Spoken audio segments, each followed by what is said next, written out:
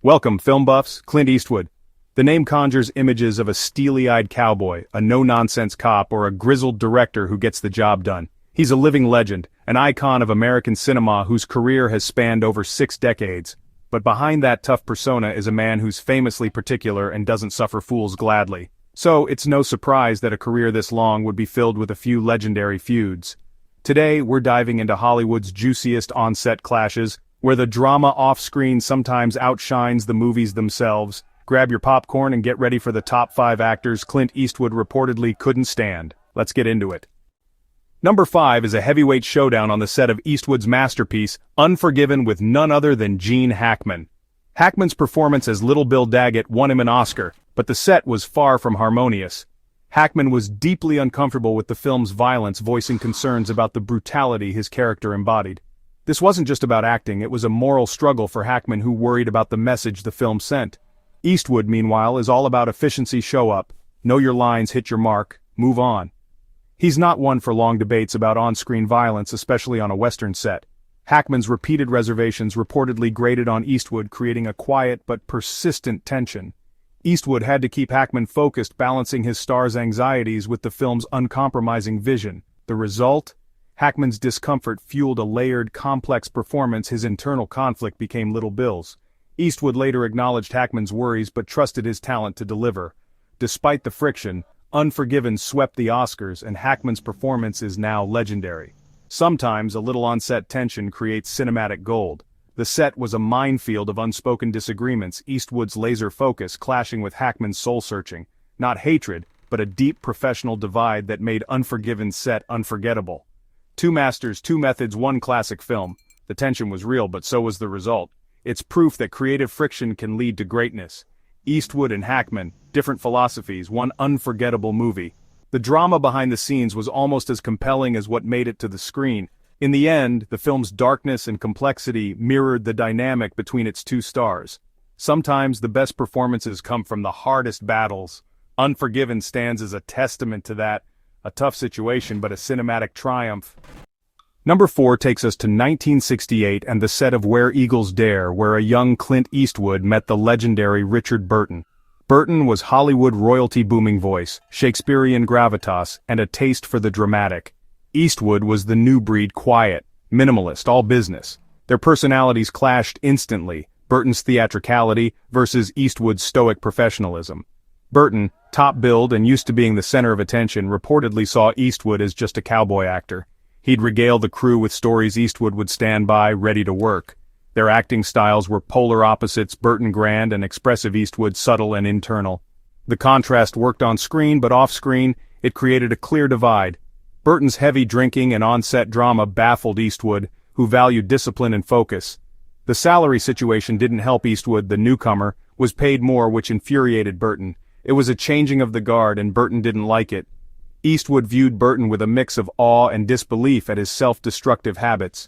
Despite the tension, their chemistry electrified the film. The thinking man and the action man art imitating life, Where Eagles Dare became a box office hit thanks in part to their real-life friction. Two Hollywoods collided, Burton's old-school drama and Eastwood's modern efficiency. They never came to blows, but the air was thick with rivalry.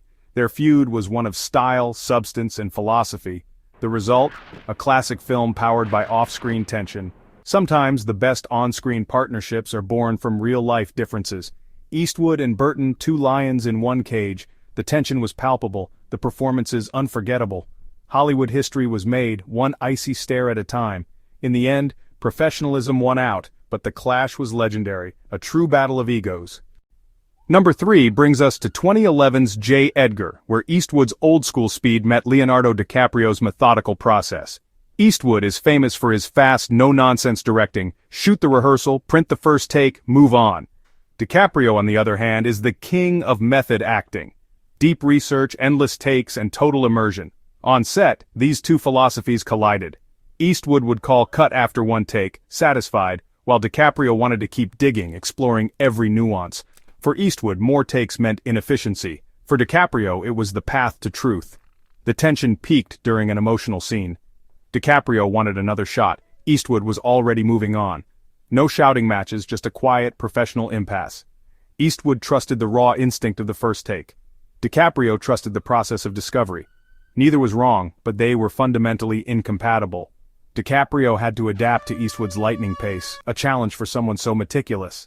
The film received mixed reviews, with some critics sensing restraint in DiCaprio's performance. Was Eastwood's style holding him back? The debate continues. This clash highlights two schools of acting: trust your gut versus trust the process. Despite the friction, DiCaprio praised Eastwood's decisiveness. Behind the scenes, though, it was a creative tug-of-war. The result? A film shaped by the push and pull of two Hollywood heavyweights.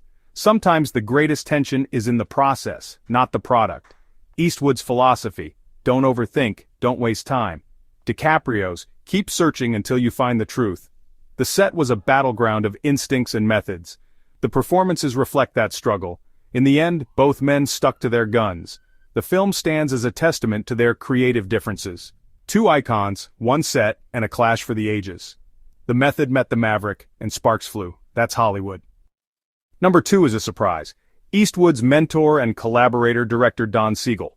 Together they made classics like Dirty Harry and Escape from Alcatraz. Their partnership defined Eastwood's early career, but creative conflict was inevitable. At first Siegel was the master, Eastwood the eager apprentice. But as Eastwood's confidence grew, so did his opinions on filmmaking. He wasn't just an actor anymore. He was a budding director with his own vision. The two began to clash over everything from camera angles to line readings. A famous example, the "Do I Feel Lucky?" speech. Siegel wanted it one way, Eastwood insisted on another. Eastwood won. Their creative tug-of-war intensified on later films, especially The Beguiled and Escape from Alcatraz. Siegel wanted psychological depth, Eastwood worried about his tough guy image. By their final film, Eastwood was a director in his own right, and their arguments became frequent. Siegel lamented the loss of their earlier harmony, but respected Eastwood's talent. This wasn't personal animosity, it was the apprentice outgrowing the master. After Escape from Alcatraz, they never worked together again. Eastwood later dedicated his Oscar for Unforgiven to Siegel, acknowledging the debt he owed. Their feud is a reminder that even the best collaborations can sour when creative visions diverge. Two auteurs, one legacy, and a partnership that ended in creative conflict. The foundation of Eastwood's directing career was built by Siegel, even if it ended in a split. Sometimes the hardest breakups are the most meaningful. Their story is a classic Hollywood tale of mentor versus protege, a complicated, fascinating feud. And at number 1, the most infamous Eastwood feud, Tyne Daly on the set of The Enforcer. Daly, cast as Harry Callahan's new partner, was outspoken, highly trained, and fiercely feminist. The on-screen conflict was meant to be the film's heart, but it quickly spilled into real life. Eastwood's minimalist, just-do-it approach clashed with Daly's need to discuss character motivation and subtext. She asked questions, lots of them. Eastwood saw this as a challenge to his authority and a waste of time. For him, the script was gospel. For her, every line needed exploration. The tension wasn't just about acting styles, it was ideological. Daly pushed back against anything she felt was stereotypical or demeaning to women. Eastwood, the star and uncredited director, saw this as insubordination. The set became a battleground of wills. Daly felt isolated and unsupported, describing Eastwood as cold and uncommunicative. She tried to engage, he shut her down. There's a famous story. Daly asked what she should be surprised by in a scene. Eastwood's answer? Just act surprised, that's what you're paid to do. Despite the animosity, their on-screen chemistry sizzled. The friction was real. The annoyance and frustration you see, not just acting. Years later, Daly spoke openly about the difficulty. Eastwood, as usual, kept quiet. This was more than a minor disagreement. It was a profound clash that left a mark on both. Daly questioned the Dirty Harry universe itself, and Eastwood wasn't having it. The ultimate collision of methods, personalities, and ideologies. Their feud tops the list because it was a battle over the very soul of the film. Sometimes the best performances come from the hardest fights. The Enforcer's dynamic is unforgettable because the conflict was real. Two strong wills, one explosive set. The result? A Dirty Harry film with real bite. That's why this feud is number 1. And there you have it. Hollywood's most intense Clint Eastwood feuds. These stories reveal that behind the stoic legend, filmmaking is messy, complicated, and full of drama. Eastwood's uncompromising vision has created classics, but also epic clashes with some of the industry's biggest talents. Each feud uncovers another layer of the man behind the myth. Which story surprised you most? Let us know in the comments. If you enjoyed this deep dive, hit like and subscribe for more behind-the-scenes drama. Thanks for watching.